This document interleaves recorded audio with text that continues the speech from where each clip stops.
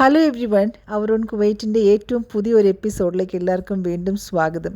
കുവൈറ്റിലെ കാലാവസ്ഥയൊക്കെ മാറിക്കൊണ്ടിരിക്കുകയാണ്. ഇപ്പോൾ നല്ല ചൂടാണ്. ഇപ്പോൾ തണുപ്പ് കാലം എല്ലാം കഴിഞ്ഞ് ഇപ്പോൾ ചൂട് തുടങ്ങിയൊരു സമയത്ത് നാട്ടിൽ നിന്ന് വരുന്ന ആളുകൾക്ക് ഒരുപക്ഷെ തോന്നാം, നല്ല ചൂടാണല്ലോ, നമ്മുടെ നാട്ടിലെ പോലത്തെ ചൂടും കാര്യങ്ങളൊന്നും അല്ല, നാട്ടിലെല്ലാവരും ചൂടൊക്കെയാണെന്ന് കംപ്ലയിൻറ്റ് ചെയ്താൽ പോലും ഇവിടെ വന്നു കഴിയുമ്പോഴാണ് യഥാർത്ഥമായിട്ടുള്ള മരുഭൂമിയുടെ അനുഭവം ആളുകൾക്ക് മനസ്സിലാകുന്നത്.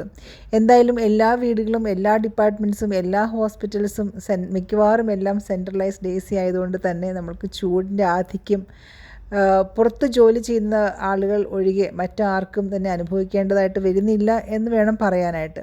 എന്തായാലും ഈ വീഡിയോയിലും ഞാൻ നിങ്ങളുടെ ചോദ്യങ്ങൾക്കുള്ള മറുപടി തന്നെയാണ് പറയാനായിട്ട് ഉദ്ദേശിക്കുന്നത്. അപ്പോൾ എത്രയും പെട്ടെന്ന് അതിനുള്ള മറുപടികൾ തരാം.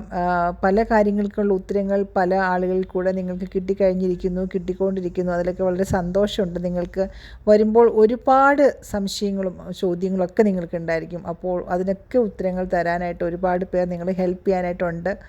അപ്പോൾ ഏറ്റവും ലേറ്റസ്റ്റ് ആയിട്ട് വന്ന വീഡിയോയുടെ താഴെ ഇട്ടിരിക്കുന്ന ഒരു ചോദ്യമാണ്, മെഡിക്കലി അൺഫിറ്റ് ആയിക്കഴിഞ്ഞാൽ എന്ത് ചെയ്യാൻ പറ്റും എന്നുള്ളത്. അതിപ്പോൾ മെഡിക്കലി അൺഫിറ്റ് ആയിക്കഴിഞ്ഞാൽ തീർച്ചയായിട്ടും നിങ്ങൾക്ക് ഇങ്ങോട്ട് വരാൻ പറ്റില്ല എന്നുള്ളത് തന്നെയാണ് ഒരു ദുഃഖകരമായിട്ടുള്ളൊരു കാര്യം.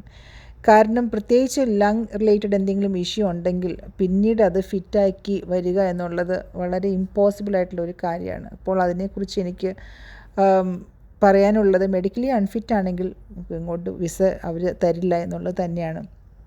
പിന്നെ കുവൈറ്റിൽ ഏതെങ്കിലും നല്ലൊരു പ്രൈവറ്റ് ഹോസ്പിറ്റലിൻ്റെ പേര് പറയാമോ എന്ന്.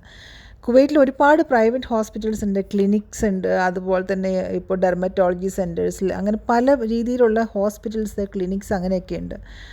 ഇവിടെ ഒരു പർട്ടിക്കുലർ ഹോസ്പിറ്റലിൻ്റെ പേര് പറയുക എന്ന് പറഞ്ഞാൽ അങ്ങനെ ഇപ്പോൾ നല്ലൊരു ഹോസ്പിറ്റൽ എന്ന് പറയാൻ കുറേ ഫേമസ് ആയിട്ടുള്ള ഹോസ്പിറ്റൽസ് ഉണ്ട്. ഇപ്പോൾ ദാരുൽ ഷിഫ, അൽ സലാം, ലണ്ടൻ ഹോസ്പിറ്റൽ, അങ്ങനെ എനിക്ക് കുറച്ച് പരിചയമുള്ള കുറേ ഹോസ്പിറ്റൽസ് ഉണ്ട്.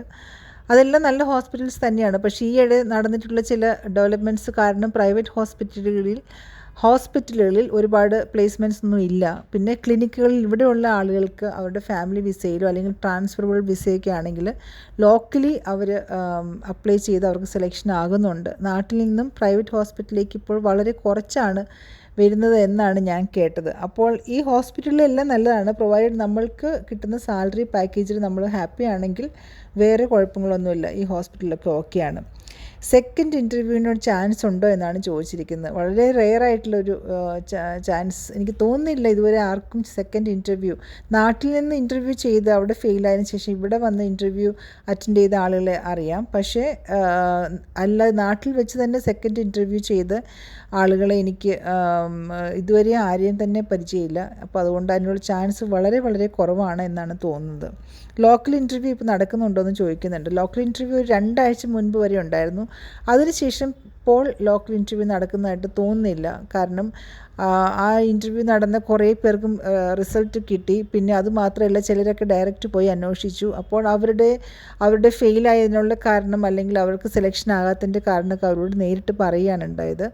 അപ്പോൾ ഇവിടെയുള്ള ആളുകൾക്ക് തീർച്ചയായിട്ടും MOHൻ്റെ ഓഫീസിൽ പോയി നിങ്ങൾക്ക് ചോദിക്കാൻ പറ്റും.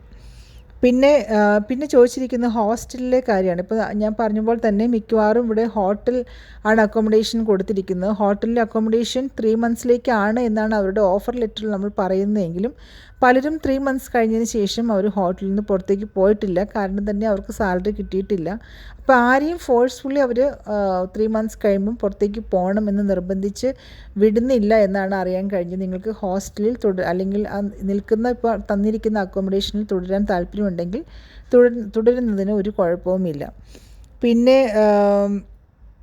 വിസ, അതിന് ശേഷം നമ്മൾ പുറത്തേക്ക് പോകേണ്ടി വന്നാൽ നമ്മൾ അക്കോമഡേഷൻ സ്വയം കണ്ടുപിടിക്കേണ്ടി വരുമോ? ഞാൻ പറഞ്ഞല്ലോ അതിനുള്ള ആൻസർ.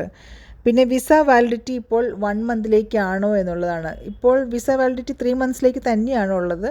പിന്നെ 1 മന്തിലേക്ക് അവർ പെട്ടെന്ന് തന്നെ അവർ വരാനായിട്ട് ആവശ്യപ്പെടുന്നതായിട്ടുള്ള മെയിലുകൾ ചിലർക്ക് കിട്ടിയിട്ടുണ്ട്.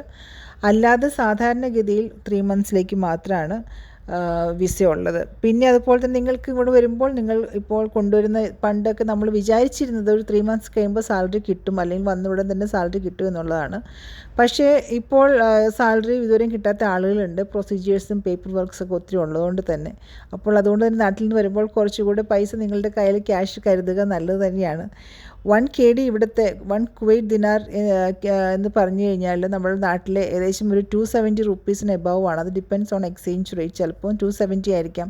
നമുക്കറിയാതെ ഇവിടെ വന്ന് എക്സ്ചേഞ്ച് ചെയ്യുമ്പോൾ ചിലപ്പോൾ നമുക്ക് കുറവായിരിക്കും നമുക്ക് കിട്ടുന്ന ഇന്ത്യൻ മണി. അപ്പോൾ അതുകൊണ്ട് തന്നെ നിങ്ങൾക്ക് ആ ഒരു മണി കാൽക്കുലേറ്റ് ചെയ്ത് ഇങ്ങോട്ട് കൊണ്ടുവരാൻ പറ്റും. കാരണം ഇവിടെ പല എക്സ്പെൻസസ് ഉണ്ടല്ലോ. പലപ്പോഴും പലരും പറയാറുള്ളത് പോലെ തന്നെ നമുക്ക് ടാക്സിയിൽ യാത്ര ചെയ്യണമെങ്കിലും അല്ലെങ്കിൽ പബ്ലിക് ട്രാൻസ്പോർട്ടേഷനിൽ യാത്ര ചെയ്യണമെങ്കിൽ ഒത്തിരി ടൈം കൺസ്യൂമിംഗ് ആണ്. അതുകൊണ്ട് പലരും തന്നെ ടാക്സിയിലായിരിക്കും യാത്ര ചെയ്യുന്നത്. പിന്നെ ഇവിടെ വരുമ്പോൾ നാട്ടിൽ നിന്ന് അറ്റസ്റ്റ് ചെയ്ത സർട്ടിഫിക്കറ്റ്സ് എല്ലാം ഇവിടെയും മിനിസ്ട്രി ഓഫ് ഫോറിൻ അഫയേഴ്സിൽ അറ്റസ്റ്റ് ചെയ്യേണ്ടതുകൊണ്ട് തന്നെ നിങ്ങൾക്ക് അതിനുള്ള എക്സ്പെൻസസ് ഒക്കെ ആകും. പിന്നെ നമുക്ക് ഫുഡ് ഹോസ്റ്റലിൽ നിന്ന് തരും, ട്രാൻസ്പോർട്ടേഷനും ഹോസ്പിറ്റലിൽ നിന്ന് MOH തരും. പക്ഷേ ബാക്കി എന്തെങ്കിലുമൊക്കെ എക്സ്പെൻസ് നമുക്ക് അൺഎക്സ്പെക്റ്റഡ്ലി വന്നു കഴിഞ്ഞാൽ എന്ത് ചെയ്യും എന്നുള്ളതിനെക്കുറിച്ച് ഒരു പ്ലാൻ നമുക്ക് ഉണ്ടായിരിക്കണം. അപ്പോൾ അതനുസരിച്ചുള്ളൊരു ക്യാഷ് നാട്ടിൽ നിന്ന് കൊണ്ടുവരിക. ഞാൻ പറഞ്ഞ പോലെ തന്നെ ഒരു 1 KD എന്ന് പറഞ്ഞാൽ നമ്മളുടെ നാട്ടിലെ 270 റുപ്പീസ് ഓർ 275 ഇൻ ബിറ്റ്വീൻ ആണ് അറ്റ് പ്രസൻറ്റ്. ചിലപ്പം കുറയാൻ കൂടാം.